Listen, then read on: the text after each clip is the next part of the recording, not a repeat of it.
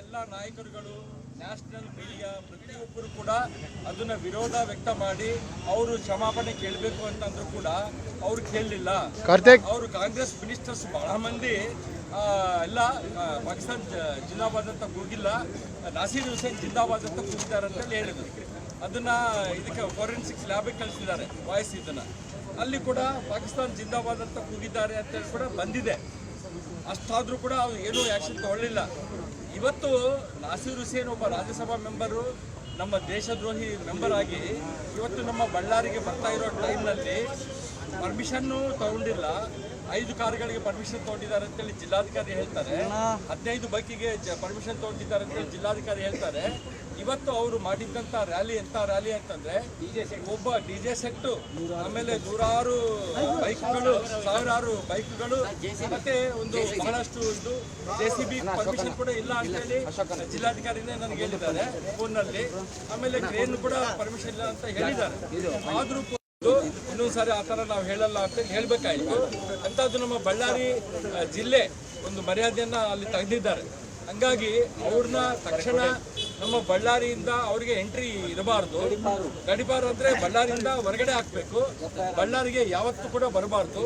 ಆಮೇಲೆ ನಾವೇನು ಶಾಂತಿಯುತವಾಗಿ ಬ್ಲ್ಯಾಕ್ ಒಂದು ಇದನ್ನು ಕಟ್ಕೊಂಡು ನಾವು ಸೈಡಿಗೆ ಅಂದರೆ ಭಾರತ್ ಮಾತಾ ಕಿ ಜೈ ಇಂಥ ಕೂಗುಗಳನ್ನ ಕೂಗ್ಕೊಂತ ನಾವು ಇದ್ದೀವಿ.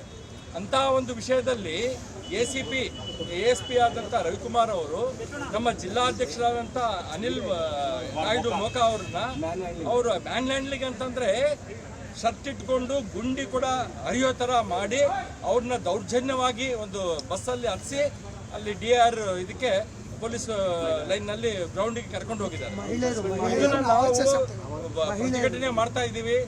ನಮ್ಮ ASP ರವಿಕುಮಾರ್ ಅವ್ರನ್ನ ಕಂಪಲ್ಸರಿಯಾಗಿ ಅವರು ಸಸ್ಪೆಂಡ್ ಮಾಡಬೇಕು. ಅವರು ಬಳ್ಳಾರಿಯಲ್ಲಿ ಡ್ಯೂಟಿ ಮಾಡಬಾರ್ದು. ಯಾಕಂತಂದ್ರೆ ನಮಗೆ ಅವ್ರ ಮೇಲೆ ಅನುಮಾನ ಇದೆ, ಅವರು ಪಕ್ಕಾ ಕಾಂಗ್ರೆಸ್ ಏಜೆಂಟ್ ಮಾಡ್ತಾ ಇದ್ದಾರೆ. ಹಂಗಾಗಿ ಇದನ್ನ ನಾವು ಖಂಡಿಸ್ತಾ ಇದ್ದೀವಿ. ನಮ್ಮ ಅಧ್ಯಕ್ಷರಿಗಾಗಿದ್ದಂಥ ಅವಮಾನವನ್ನು ನಾವು ತಡ್ಕೊಳಕ್ ಆಗ್ತಾ ಇಲ್ಲ. ಹಂಗಾಗಿ ನಾವು ಈ ಪ್ರತಿಭಟನೆ ಮಾಡ್ತಾ ಇದ್ದೀವಿ. ನಮಗೆ ಜಿಲ್ಲಾಧಿಕಾರಿಗಳು ಎಲ್ಲಿದ್ದರೂ ಕೂಡ ಅವ್ರು ಬರೋವರೆಗೆ ಬೇಕಾದ್ರೆ ವೆಯ್ಟ್ ಮಾಡ್ತೀವಿ. ಅವ್ರು ಔಟ್ ಆಫ್ ಸ್ಟೇಷನ್ ಇದ್ರೂ ಕೂಡ ಪರವಾಗಿಲ್ಲ, ಅವ್ರು ಬರಬೇಕು, ಬಂದು ನಮ್ಮ ಆಹ್ವಾನ ಸ್ವೀಕಾರ ಮಾಡಬೇಕು. ಮಾಡಿದ ಮೇಲೆ ನಾವು ಇಲ್ಲಿಂದ ತೆರಳ್ತೀವಿ ಅಂತೇಳಿ.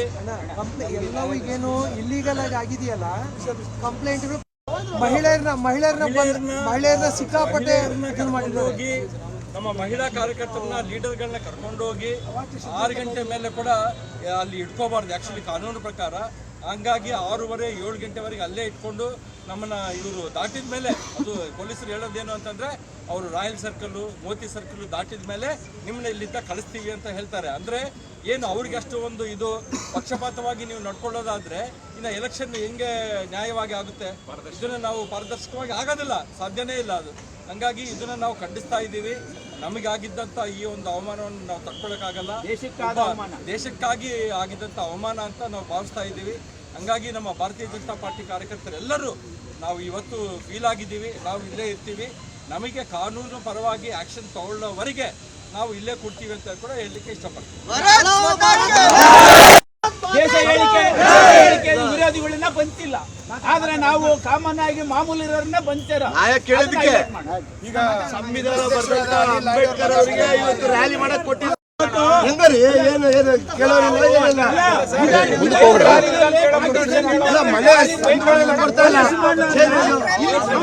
ಶಾಂತಿಯುತವಾಗಿರೋರನ್ನ ಅರೆಸ್ಟ್ ಮಾಡ್ತಾರಪ್ಪ ಅಂತಂದ್ರೆ ಸಮುದಾಯದವರು ರ್ಯಾಲಿ ಮಾಡ್ತೀವಿ, DJ ಇಟ್ಕೊಂಡು ನಮ್ಮ ನಾಯಕನ ಒಂದು ಅಂಬೇಡ್ಕರ್ ಅವರ ಪರವಾಗಿ ನಾವು ಘೋಷಣೆ ಕೂಗ್ಕಂತ ರ್ಯಾಲಿ ಮಾಡ್ತೀವಿ ಅಂದ್ರೆ ಅವ್ರಿಗೆ ಅವಕಾಶ ಕೊಟ್ಟಿಲ್ಲ. ನಮ್ಮ ದೇಶದ ವಿರುದ್ಧ ಹೇಳಿಕೆ ಕೊಟ್ಟಿರ್ತಕ್ಕಂಥ ಒಬ್ಬ ರಾಜ್ಯಸಭಾ ಸದಸ್ಯರಾದಂತ ನಾಸೀರ್ ಹುಸೇನ್ ಅವರಿಗೆ ಇವತ್ತು DJ ಬೈಕ್ ರ್ಯಾಲಿ ಒಂದು ರ್ಯಾಲಿ ಮಾಡಕ್ ಅವಕಾಶ ಕೊಡ್ತಾರೆ ಅಂದ್ರೆ ಇದಕ್ಕಿಂತ ನಮ್ಮ ದೇಶದ ಒಂದು ನ್ಯಾಯ ಪರಿಸ್ಥಿತಿ ಎಲ್ಲೂ ಇಲ್ಲ ಅಂತ ನಾನು ಹೇಳಕ್ ಬಯಸ್ತೇನೆ ಈ ಸಂದರ್ಭದಾಗ. ಅನುಕ್ಷಣದ ಸುದ್ದಿಗಳಿಗಾಗಿ ವಿಸ್ತಾರ ನ್ಯೂಸ್ ಯೂಟ್ಯೂಬ್ ಚಾನೆಲ್ ಸಬ್ಸ್ಕ್ರೈಬ್ ಮಾಡಿ. ಹೊಸ ಸುದ್ದಿಗಳ ನೋಟಿಫಿಕೇಶನ್ಗಾಗಿ ಬೆಲ್ ಐಕಾನ್ ಕ್ಲಿಕ್ ಮಾಡಿ.